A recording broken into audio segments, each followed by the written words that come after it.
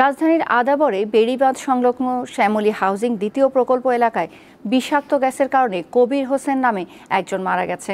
তার বাড়ি লক্ষ্মীপুরের রামগঞ্জ উপজেলার সোনাপুর গ্রামে। তিনি ঢাকায় মামাতো ভাইয়ের বাসায় থাকতেন। মৃতের স্বজনরা জানান, সকালের দিকে বেড়িবাঁধ এলাকায় হাঁটতে বেরিয়েছিল কবির। সে সময় একটি ভাঙ্গারির দোকানের পাশের রাস্তায় কয়েকটি কেমিক্যালের ড্রাম কে বা কারা রেখে যায়। ওই কেমিক্যালের ড্রাম থেকে নিঃসরিত গ্যাসে কবির সহ কয়েকজন পথচারী অসুস্থ হয়ে পড়েন। অচেতন অবস্থায় কবিরকে ঢাকা মেডিকেলে নিয়ে যাওয়া হলে চিকিৎসক তাকে মৃত ঘোষণা করেন। পুলিশ বিষয়টি তদন্ত করে দেখছে। শ্বাস নিতে পারতেছি না, শ্বাস বার করলে ও বাজাইলে নিজ বাজায় না। আর এই যে নাক মুখের মধ্যে যখন মরিচের গোড়া দিলে যেরকম জলে এরকম জন্য শুরু হয়ে গেছে।